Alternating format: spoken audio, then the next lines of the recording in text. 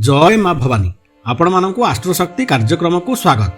नूतन वर्षर आरंभ पूर्वर ग्रह मानकर शुभ स्थान रे अवस्थान प्रत्येक राशिर व्यक्तिविशेष को किछि ना किछि शुभ फल प्रदान करिब। आरंभ भलरे हेउथिबारु शेष मध्य निश्चय भल फल प्रदान करिब। आज आलोचना करिबा केउ ग्रह माने शुभ स्थिति रे रहिबे एवं कोन शुभ फल देबे, केउ राशि केते शुभ फल एवं केते अशुभ फल भोग करिबे। 12टी राशि मध्यरु 6टी राशि ग्रह मानकर शुभ जोग जोगु बहुत शुभ फल पाइबे। 6टी राशि किछिटा कम शुभ फल पाइबे।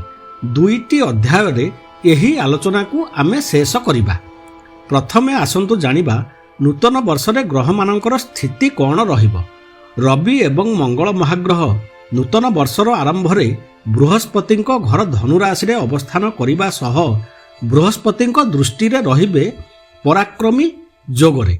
यह फल रे किछि राशि पई मान सम्मान वृद्धि हेबो, कर्म संस्थान मिलिबो, आयर स्रोत खोलिबो, साहस पराक्रम बढ़िबो, गृह भूमि जानवाहन प्राप्त करिवे, भाग्य सहायता करिबो उन्नति पई। बृहस्पति महाग्रह मार्गी होई मित्र मंगलंक गृह रे अवस्थान करी धन सम्मान विद्या बुद्धि संतान विवाह इत्यादि रे शुभ फल प्रदान करिवे। बृहस्पति घरे मंगल एवं मंगलंक घरे बृहस्पति अवस्थान गृह परिवर्तन भली शुभ जोगरे थिबा सहित कुल दीपक जोगरे बृहस्पति महाग्रह रहुथिबारु बहुत शुभ फल देबे। शनि महाग्रह मध्य मार्गी अवस्थारे निजर प्रिय राशि मूल त्रिकोण रे शश जोगरे थिबारु कर्म क्षेत्र रे बहुत शुभ फल देबा सहित मान सम्मान वृद्धि कराइबे। बुध एवं शुक्र महाग्रह लक्ष्मी नारायण जोगरे बिछा राशि रे अवस्थान करुथिबारु आकस्मिक धन प्राप्त कराइबा सहित आयर स्रोत खोलिबो, स्थावर संपत्ति वृद्धि हेबो, गृह भूमि जानवाहन किनिबा पई रास्ता खोलिबो। नूतन वर्षर प्रथम दिन चंद्र महाग्रह सिंह राशि रे बृहस्पति दृष्टि रे गजकेशरी जोगरे रहुथिबारु प्रत्येकटी कार्य सुचारू रूपे हेबाकू लागिबो। 2024 मसीहा शनि महाग्रहंकर वर्ष हेइथिबारु प्रत्येक व्यक्ति विशेष शनिदेवंक शुभ स्थिति जोगु बहुत शुभ फल पाइबे। धर्म प्रतिष्ठा हेबो, धर्मर विजय हेबो, जहा आमे माने देखिबाकू जाउछंती जनवरी 22 तारिख रे प्रभु श्रीरामंकर आगमन। ठीक रे रुहंतु, अन्याय करंतु नाही। शनिदेव अनेई बसछंती देबा पई।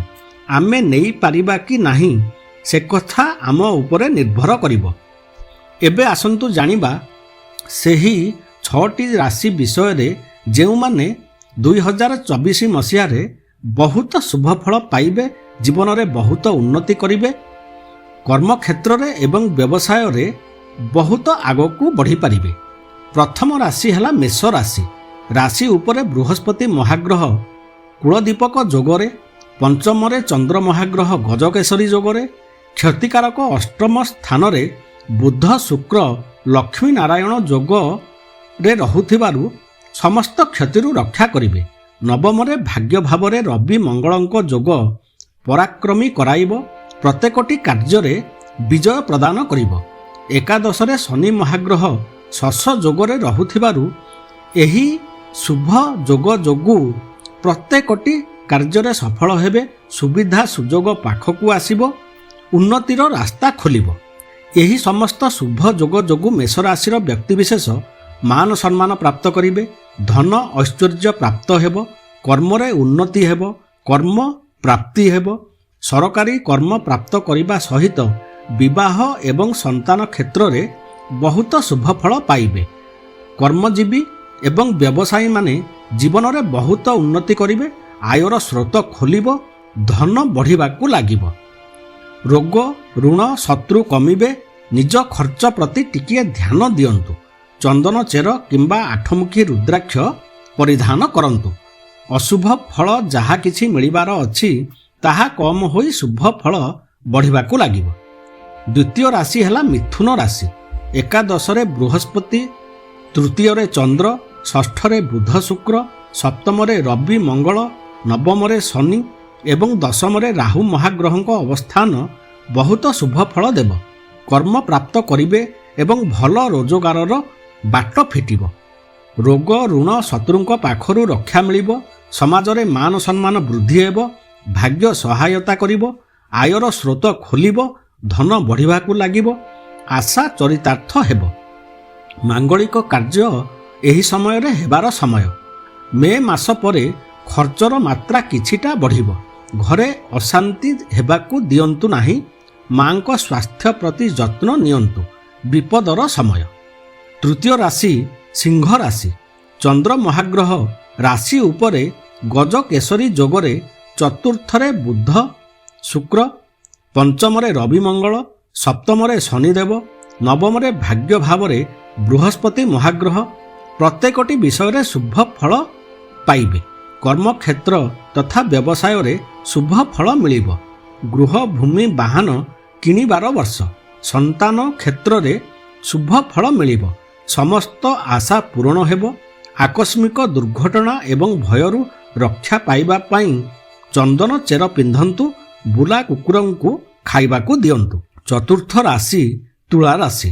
ଚନ୍ଦ୍ର ମହାଗ୍ରହ ଗଜକେଶରୀ ଯୋଗରେ ଏକାଦଶରେ, ସପ୍ତମରେ ବୃହସ୍ପତି ମହାଗ୍ରହ, ପଞ୍ଚମରେ ଶନି ମହାଗ୍ରହ, ଷଷ୍ଠରେ ରାହୁ ମହାଗ୍ରହ, ରବି ମଙ୍ଗଳ ତୃତୀୟରେ, ବୁଧ ଶୁକ୍ର ଧନ ଭାବରେ, କେତୁ ମହାଗ୍ରହ ଦ୍ୱାଦଶ ଭାବରେ ଅବସ୍ଥାନ କରୁଥିବାରୁ କର୍ମକ୍ଷେତ୍ର ତଥା ବ୍ୟବସାୟରେ ଉନ୍ନତିର ସମୟ।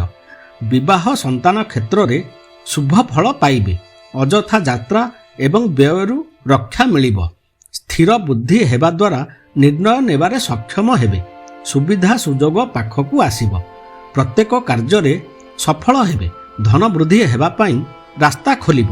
ମେ ମାସରୁ ଗୁରୁବାର ଦିନ ହଳଦୀ ଲଗାଇ ଗାଧୋଇବା ଦ୍ୱାରା ଏବଂ ପ୍ରଭୁ ନାରାୟଣ ଭଗବାନଙ୍କର ପୂଜା ଆରାଧନା କରିବା ଦ୍ୱାରା ଶୁଭ ଫଳ ବଢ଼ିବାକୁ ଲାଗିବ। ପଞ୍ଚମ ରାଶିଟି ହେଲା ଧନୁ ରାଶି। ପଞ୍ଚମରେ ବୃହସ୍ପତି, ତୃତୀୟରେ ଶନି, ନବମରେ ଚନ୍ଦ୍ର, ଏକାଦଶରେ ବୁଧ ଶୁକ୍ର, ରାଶି ଉପରେ ରବି ମଙ୍ଗଳ ବୃହସ୍ପତିଙ୍କ ଦୃଷ୍ଟିରେ ରହୁଥିବାରୁ ବହୁତ ଶୁଭ ଫଳ ଦେବେ। ମାନ ସମ୍ମାନ ବୃଦ୍ଧି ହେବ। ଭାଗ୍ୟ ସହାୟତା କରିବ। ଆୟର ସ୍ରୋତ ଖୋଲିବ। ଅଳ୍ପ ପରିଶ୍ରମରେ ଅଧିକ ଧନ ପ୍ରାପ୍ତ କରିବେ। ନୂତନ ସୁବିଧା ସୁଯୋଗ ପାଖକୁ ଆସିବ। କର୍ମକ୍ଷେତ୍ର ତଥା ବ୍ୟବସାୟରେ ବହୁତ ଉନ୍ନତିର ସମୟ। ସମାଜରେ କର୍ମକ୍ଷେତ୍ରରେ ବ୍ୟବସାୟରେ ପତିଆରା ବୃଦ୍ଧି ହେବ। ବିଦେଶରୁ ଲାଭବାନ ହେବେ। ଯାତ୍ରାରୁ ଲାଭବାନ ହେବେ। ବିଦେଶ ଯିବାର ବାଟ ଫିଟିବ। ମେ ମାସରୁ ହଳଦୀ ଲଗାଇ ସ୍ନାନ କରନ୍ତୁ। ପ୍ରଭୁ ନାରାୟଣଙ୍କର ପୂଜା ଆରାଧନା କରନ୍ତୁ। ଷଷ୍ଠ ରାଶିଟି ହେଲା ମକର ରାଶି।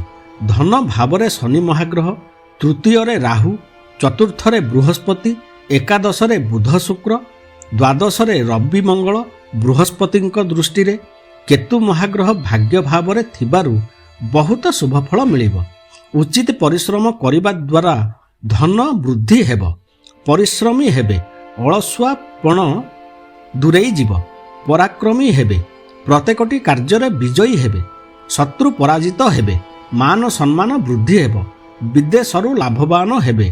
ଚାକିରି ବୃତ୍ତି ତଥା ବ୍ୟବସାୟରେ ବହୁତ ଉନ୍ନତିର ସମୟ। କର୍ମ ପ୍ରାପ୍ତ କରିବେ। ଧର୍ମ କର୍ମରେ ଯୋଗଦାନ ଯୋଗୁଁ ଶୁଭ ଫଳ ବଢ଼ିବାକୁ ଲାଗିବ। ଗୃହ ପରିବାରରେ ଶାନ୍ତି ବଢ଼ିବ।